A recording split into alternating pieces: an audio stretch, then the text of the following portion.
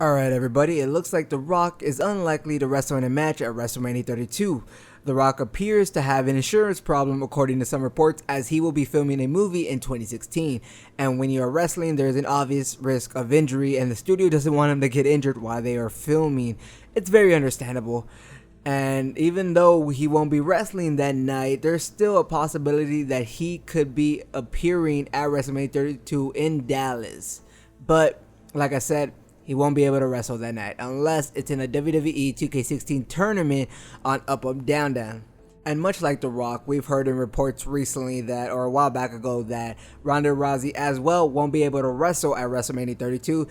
And she probably won't even be able to appear at WrestleMania 32 in Dallas because she's filming a movie, she has UFC commitments, she's really busy. So that sucks because they were building up something at WrestleMania 31 between Rousey, between The Rocks, McMahon, and Triple H. And we won't be able to see the outcome of that build-up. If they keep continuing it, we might see it 33, but I doubt it. It would have been perfect for WrestleMania 32 in Arlington, breaking the whole attendance record with over 100,000 people at WrestleMania. Just sucks we won't be able to see it. Next up, two big matches are being planned for WrestleMania 32. Now, some of these matches are just from reports, hint of speculation. None of it is actually like set in stone because of course WrestleMania is all the way out there, like 4 months or so. One of the matches is Roman Reigns versus John Cena for the WWE World Heavyweight title. I would assume Roman Reigns would be the champion heading into WrestleMania 32, and there is no indication if Reigns would be a babyface or would he be a heel in the match. And if he is a babyface, that'd be pretty awesome for John Cena to turn heel around that time. I mean, people forget, but in the very early stages of Cena's career, he was heel with the whole Doctor of Thugonomics thing when he was rapping and whatnot, so that'd be pretty cool. The other match, though, is Undertaker versus John Cena.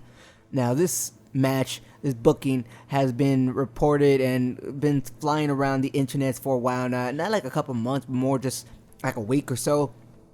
And I think this is mostly as a goodbye to The Undertaker because Cena, one of the top wrestlers in the company in terms of merchandise, in terms of the pull power he has, and The Undertaker, one of the top ones as well, and they want to put butts in those seats. They want to break the attendance record. It makes sense. I don't know if it really happened though, like John Cena versus Undertaker. I feel like John Cena would wrestle someone else. Next up, we have possible match for Triple H at WrestleMania 32. Now, I know a lot of this stuff is rumors and speculation of some matches that will be happening at WrestleMania 32. Well, that event is getting closer every single day, and it's about that time that we hear some of the stuff that might be happening there because they got to plan ahead and whatnot. But a match that Triple H could wrestle at that event, since The Rock is unable to wrestle at that event, he's out. Since Seth Rollins is injured, he's out. I feel like they were kind of hyping up Seth Rollins versus Triple H at WrestleMania 32, but that can no longer happen because Rollins got injured. And another one could be, possibly according to a report, Batista. Batista won't be able to be at the Royal Rumble because he'll be filming Guardians of the Galaxy over at Marvel with James Gunn and that.